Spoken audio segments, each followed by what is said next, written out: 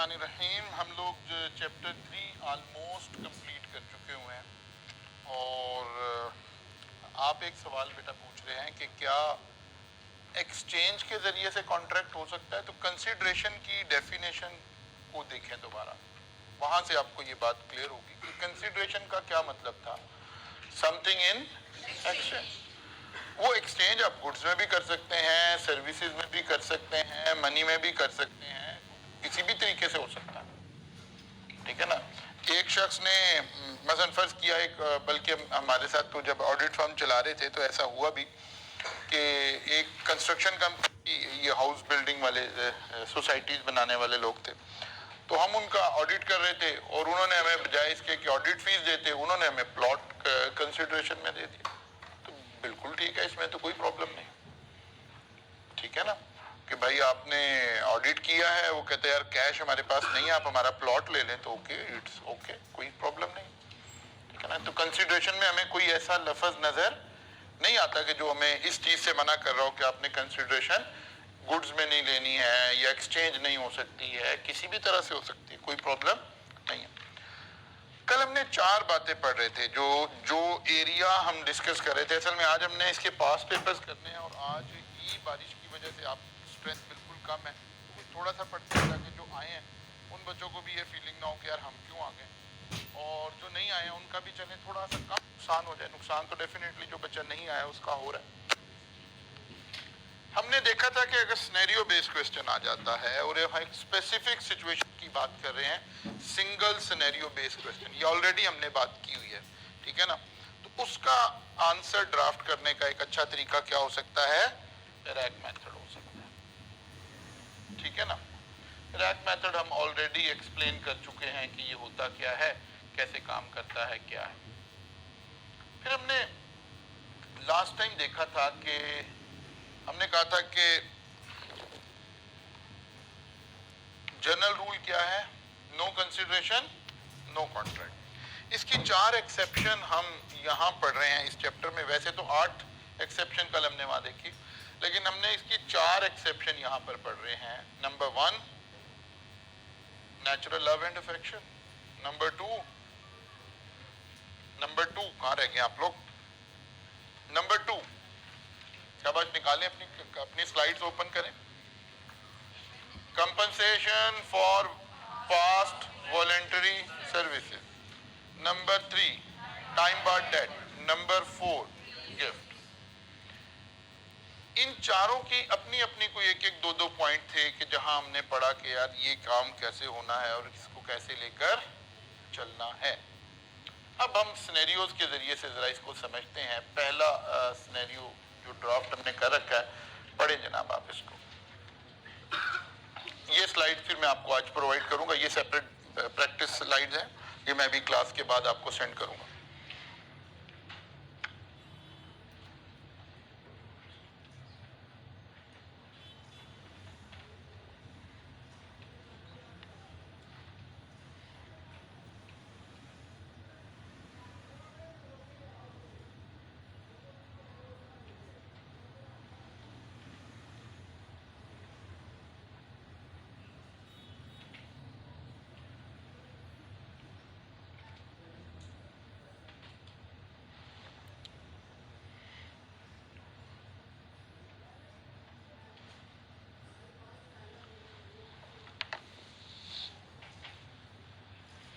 Ji, Ertugrul promised to pay 500,000 to his wife Halima Sultan so that she can spend some on her 30th birthday.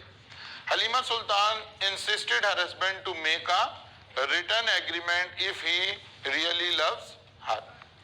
Ertugrul made written agreement and registered under the law.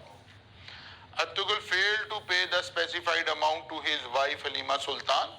Halima Sultan want to file a suit against Ertugrul to recover the promised amount.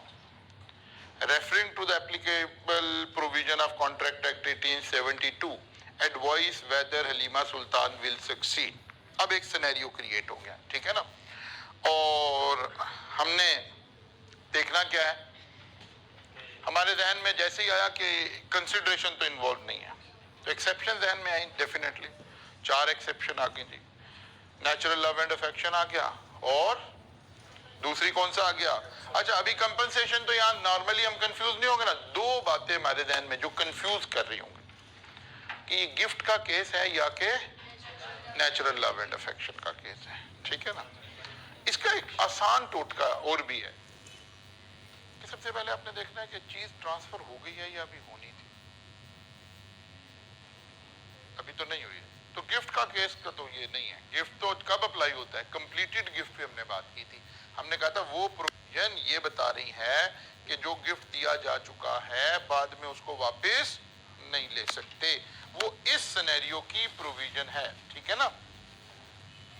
जो वादा है वो तो अभी natural love and affection की situation में हम जाएं तो हमें कुछ फायदा हो सकता है, अदरवाइज कोई फायदा नहीं हो सकता।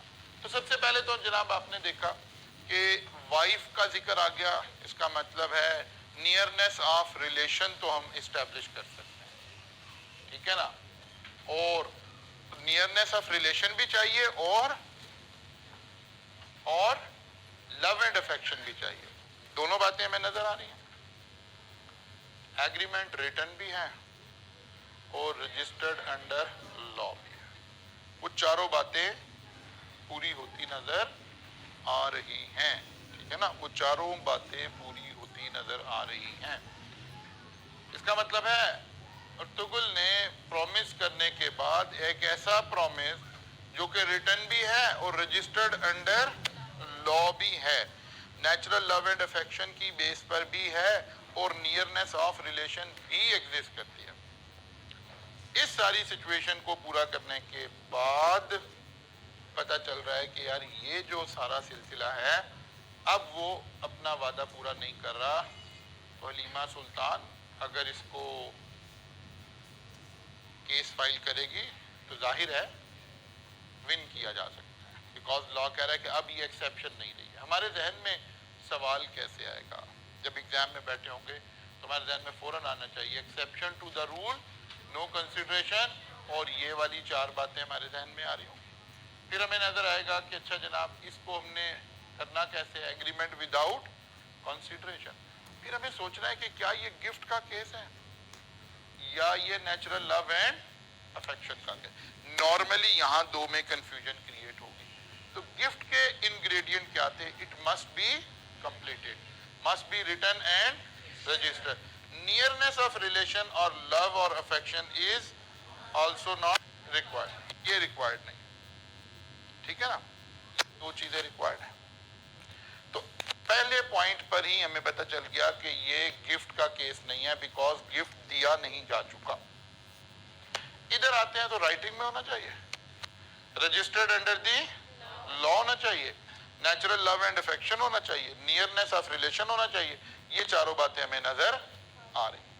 अब रह गया हमने प्लान करना है इराक मेथड के मुताबिक कि इशू क्या है, रूल क्या है, एप्लीकेशन कैसे करें और कंक्लूजन कैसे करें। और अगर मार्क्स कम हैं तो वो वाली बात भी हमारे जहन में है कि यार फिर ज्यादा लिखना है कम लिखना है, ठीक है ना।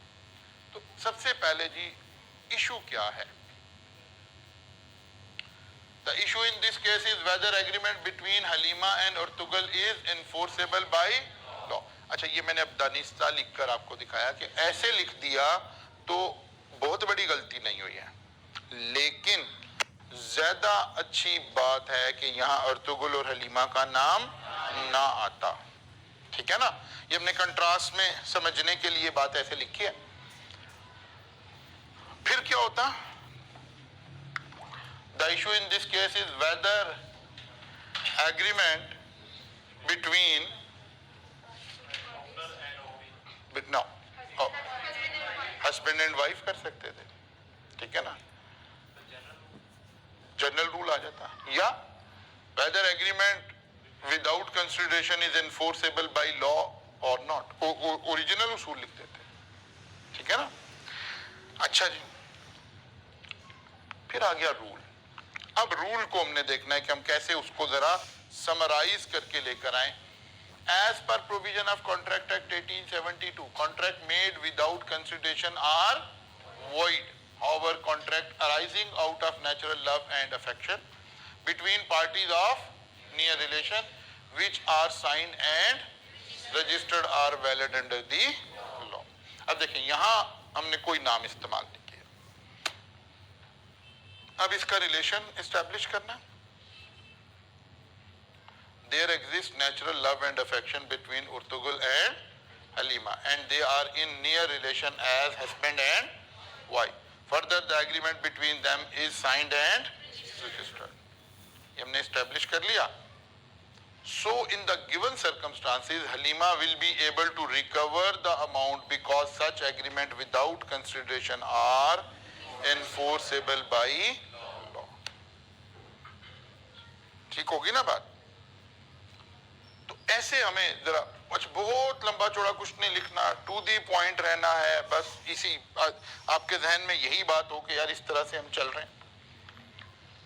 मार्क्स कम हुए तो इशू को रिजॉल्व खत्म कर देंगे, और कम हुए तो एप्लीकेशन को खत्म कर देंगे, फिर रूल लिखेंगे और डायरेक्टली कंक्लूड कर देंगे अगर 2 मार्क्स का सिनेरियो आ गया तो। अच्छा जनाब आगे चले।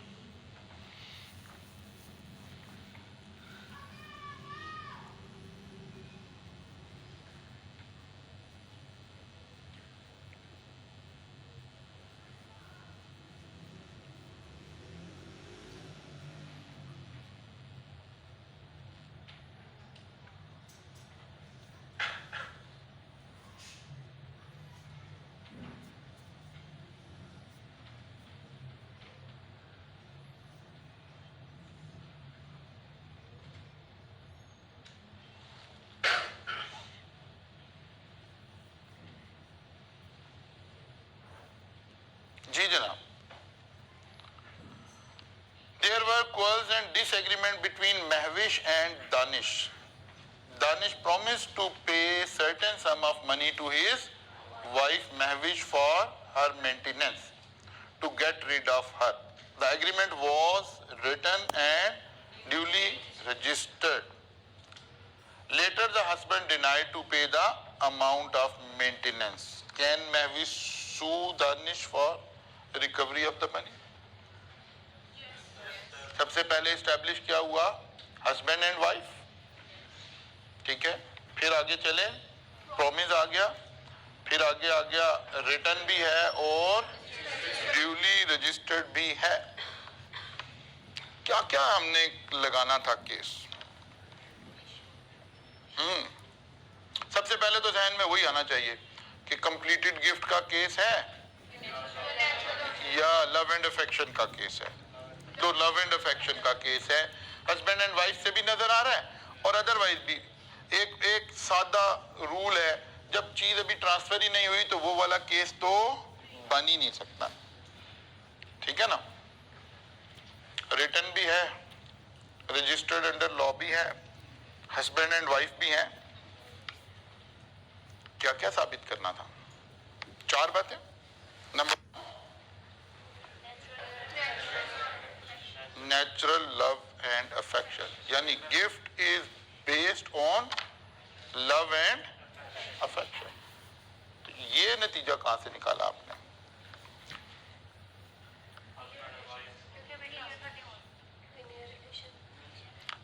हस्बैंड एंड वाइफ तो साबित कर रहा है नियरनेस ऑफ रिलेशन।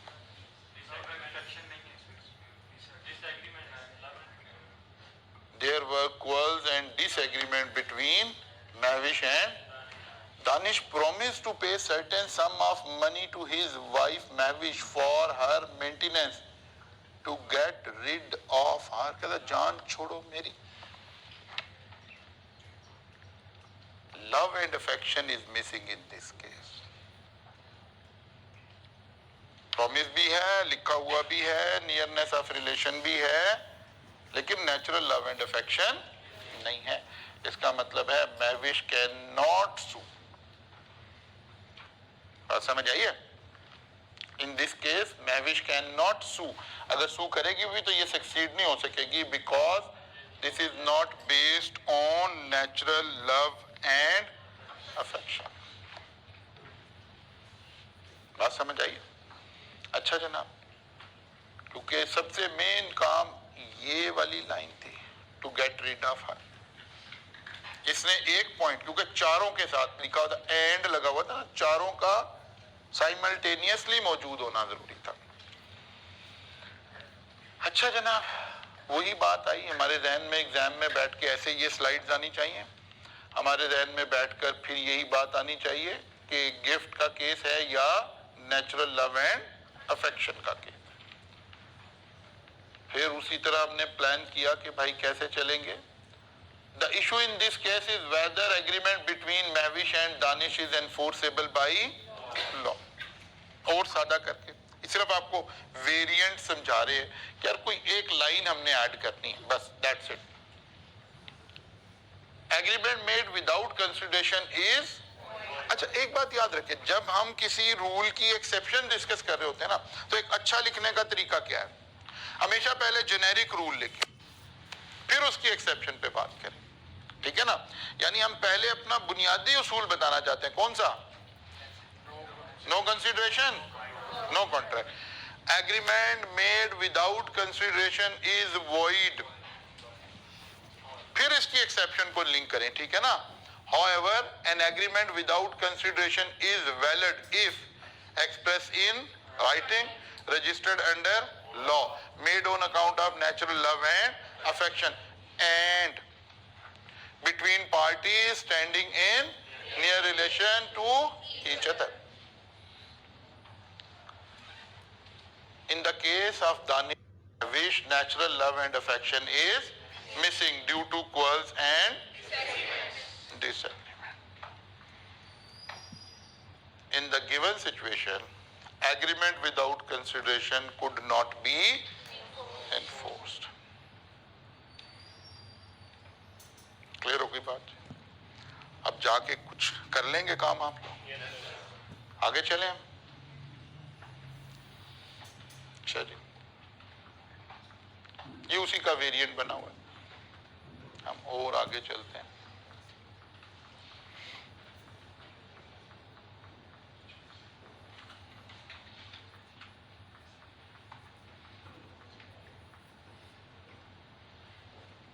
इसको पढ़े, मैंने आपको पहले लेक्चर में कहा था हम जिंदा सब्जेक्ट पढ़ रहे होंगे, हम स्टोरीज से चल रहे होंगे, हमको देख रहे होते हैं कि यार इधर उधर जो कुछ हो रहा है तो चलो उसमें से कोई सिनेरियो बना लिया जाए।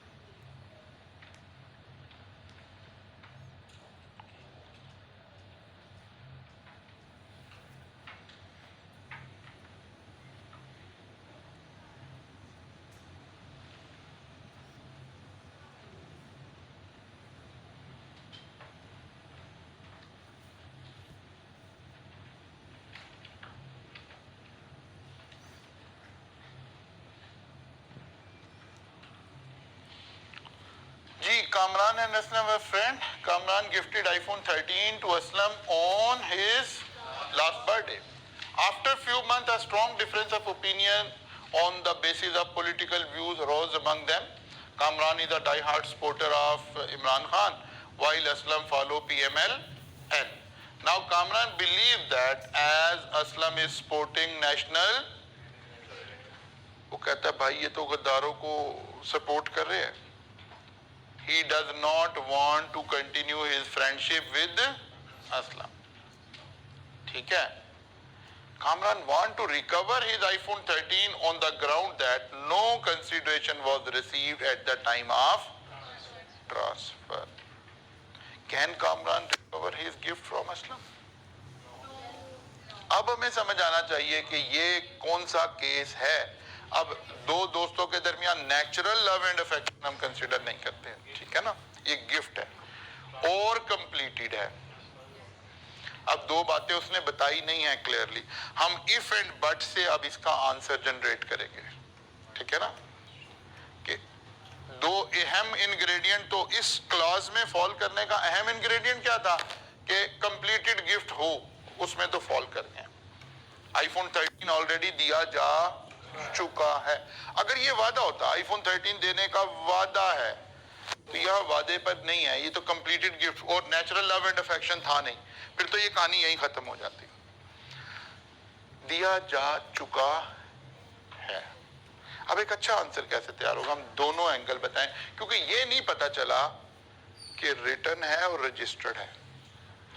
तो अगर हम कहेंगे कि रिटर्न है और रजिस्टर्ड है, फिर वापस नहीं लिया जा सकता, और अगर रिटर्न और रजिस्टर्ड नहीं है तो फिर वापस लिया जा सकता है। बात समझ आ रही है ना? इफ एंड बट लगा देंगे, अब दोनों सिनेरियो, दोनों तस्वीर के दोनों रुख डिस्क्राइब कर देंगे, ठीक है ना?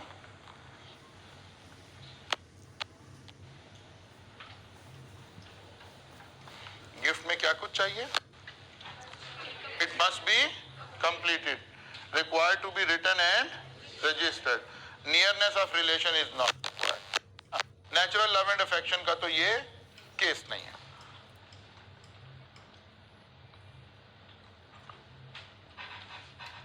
The issue in this case is whether a completed gift is recoverable on the ground of absence of consideration. अब ये जब तक हाथ से लिखेंगे नहीं ना जाके, जब तक नहीं आपको समझ आएगा, ठीक है ना? नाउ फिर वो ये ना, agreement made without consideration is void. पहले जेनेरिक उसूल लिखना है, देन उसकी एक्सेप्शन लिखनी है। However, completed gift is an exception to this. Gift once made cannot be recovered on the ground of absence of consideration. अगर इस लाइन को और थोड़ा फैला ले, if it is written and registered under law, तो और comprehensive हो जाएगा। If it is written and registered under law. As iPhone 13 has already been transferred by Kamran to Aslam, so it is treated as completed gift which cannot be questioned on the ground of absence of consideration if agreement was written and registered under. क्योंकि ये बात scenario में नहीं बताई है कि registered है कि नहीं है। जब एग्जामिनर सिनेरियो को हाफ लिखता है, उसका मतलब और मकसद ही यही है कि देखा जाए कि बच्चा दोनों बातें करता है या एक बात करके आगे चला जाता है, ठीक है ना? एग्जामिनर असल में जज ही यही बात कर रहा होता है कि क्या बच्चे को ये बात पता है कि यार मैंने एक चीज ओपन छोड़ी है। जब ओपन छोड़ी है तो फिर आपने कहना कि अगर ये सिचुएशन है तो ये होगा, ये सिचुएशन, क्योंकि कंक्लूसिव सिचुएशन तो नहीं पता। लेकिन अर्तुगल वाले केस में कंक्लूसिव बात पता थी, ठीक है ना? दानिश एंड महविश वाले में कंक्लूसिव बात पता थी कि रिटर्न भी है, रजिस्टर्ड अंडर लॉ भी है। अब हम वहां गए कि अगर रजिस्टर्ड नहीं होगा तो बेवकूफ लगेगा, यार बताया था रजिस्टर्ड है, तो अगर नहीं होगा का क्या सवाल है? ये बात समझ आ रही है? कहां एग्जामिनर चाहता है हम तस्वीर के दोनों रुख बयान करें, और कहां एग्जामिनर चाहता है नहीं, जो मैंने कहा है बस उसके ऊपर रहिए आप। तो वो जो दानिश एंड महविश वाला क्वेश्चन था या अर्तुगल वाला क्वेश्चन था, उसके अंदर एग्जामिनर नहीं चाहता था कि हम काउंटर आर्गुमेंट भी डिस्कस कर रहे हैं। जो आर्गुमेंट है वो उसने सारे बता दिए, सिनेरियो को उसने क्लोज किया, ओपन नहीं छोड़ा। यहाँ उसने क्वाल्स एंड डिसएग्रीमेंट भी कह दिया, और फिर उसने दानिश था, उसने कहा पता नहीं बच्चे ने क्वाल्स एंड डिसएग्रीमेंट से पिक किया कि नहीं किया। फिर उसने कहा to get rid of her, ताकि बच्चे को पता चले सिनेरियो ये वाला मैंने ड्राफ्ट किया। तो अब आप कहेंगे नहीं जी, अगर लड़ाइयां ना हो रही हो, नेचुरल लव एंड अफेक्शन हो, तो फिर वो कहते भाई ये तो पूछा ही नहीं अगर नेचुरल लव एंड अफेक्शन है कि नहीं। हमने तो बता दिया कि भाई लड़ाई झगड़े चल रहे हैं, डिफरेंस ऑफ ओपिनियन चल रही है, और ये मामला उस इस वाली रीजन में आपने डिस्कस करना है। तो यहाँ दूसरा रुख डिस्कस करना बेमानी है, बल्कि एग्जामिनर को लगेगा कि समझ नहीं आई है। इसी तरह यहाँ दूसरा रुख डिस्कस करना, अर्तुगल में दूसरा रुख डिस्कस करना, एग्जामिनर नहीं चाहता कि आप दूसरा रुख डिस्कस करें। वो एक रुख पर उसने स्ट्रेट क्वेश्चन बनाया हुआ है, वो आपके इफ एंड बट नहीं पूछ रहा। बस यहाँ एक बच्चा कहता है जी अगर ये रिटर्न ना होता और रजिस्टर्ड अंडर लॉ ना होता, नहीं ये तो पूछा नहीं, उसने तो सिनेरियो को क्लोज किया हुआ है। तो ये अलग से थोड़ा समझना है हमने मैच्योरिटी के साथ कि कब सिनेरियो ओपन है और कब सिनेरियो ओपन नहीं है। तो आपके जिम्मे आज 3 केसेस हैं जो आपने लिख कर देखने हैं घर जाकर, ठीक है ना। और ये ड्राफ्टिंग इसी तरह ही आएगी। ये छोटी छोटी बातें आप जब ही कैरी कर पाएंगे जब आप घर जाके इनको करेंगे, ठीक है ना। मैं ये स्लाइड्स आपसे शेयर कर रहा हूँ ग्रुप में, और इंशाल्लाह फिर आप इन 3 को डिस्कस करेंगे। यहाँ हमने ये पूरा कॉन्ट्रैक्ट की ये एक प्रैक्टिस स्लाइड्स बना रखी हैं, जो या तो मेरे अपने डिजाइन किए हुए क्वेश्चन है इसके अंदर इसी तरह के, या फिर कोई पास पेपर के क्वेश्चन देखें जैसे अब ये पास पेपर डिस्कशन शुरू होगी, यहाँ से हम हेल्प ले लेके साथ लिंक करके करते साथ आगे इंशाल्लाह चल रहे होंगे। कल मुलाकात होगी इंशाल्लाह यहाँ से। अच्छा, पहली बात तो ये है कि पहली बार आपने ब्लैक पेन यूज़ करना है और पेपर में भी आपने फाइनल में भी ऐसे ही करना है। तो ये नेम आपकी जगह ये या नेम लिखना है या सब्जेक्ट नेम बोल्ड लेटर में लिखना है आपने। ब्लैक यूज़ करना है, नाम ब्लैक मार्कर यूज़ करना है, ब्लैक बॉल पेन यूज़ करना है आपने, only black ball pen. Heading भी देनी है ब्लैक बॉल पेन से देनी है, कोई ब्लैक मार्कर ना ब्लू पेन कुछ भी नहीं यूज़ करना आप लोगों ने। और स्टूडेंट सिग्नेचर सब्जेक्ट हो गया आपका, वो इधर नेम हो गया, इधर CRN आपने लिखना है और ये बबल्स भी CRN के फिल करने हैं आपने, ठीक है। और ये इंस्ट्रक्शन लिखी हुई है आपको फाइनल में भी ऐसे ही लिखी होती है, काइंड इसको रीड कर लीजिएगा। उसके बाद और क्वेश्चन जो आप स्टार्ट करते हैं ना, हर क्वेश्चन का पार्ट भी नए पेज से स्टार्ट करना है। क्वेश्चन तो करना ही करना है, हर क्वेश्चन का पार्ट भी नए पेज से स्टार्ट करना है। आपको क्वेश्चन वगैरह लिखने की जरूरत नहीं है, क्वेश्चन लिखा होता है उसकी नंबरिंग देनी है। क्वेश्चन नंबर 1 है, जैसे ये देखें यहाँ क्वेश्चन नंबर 1 है, जैसे ये क्वेश्चन है क्वेश्चन नंबर 1, आपने यहाँ लिखा ये क्वेश्चन 1 लिखा, ये आगे सब पार्ट है इसका, फिर आपने सब पार्ट आगे अगर सब पार्ट हुआ है सब पार्ट नहीं है ना, तो वो भी आपने पहले क्वेश्चन नंबर 1 यहाँ क्वेश्चन नंबर 1 है उसका आगे 1 लिखा, तो उसके आगे आपने एक्सप्लेन मतलब आंसर लिखा क्वेश्चन 1 का, फिर आगे 2 पार्ट आ रहा है वो भी आपने यहाँ से बेशक 2 लाइन भी आपने लिखी हो ना, तो नेक्स्ट पेज पे जाना है आपने, बिल्कुल भी वो ये पेज से नीचे स्टार्ट नहीं कर देना। मेरी गुजारिश है, आपको पहली और आखिरी वार्निंग है, तो आइंदा मैं आपका क्रॉस ही क्या करूँगा, आपको दोबारा वो नहीं मिलेगा, ठीक है, ओके।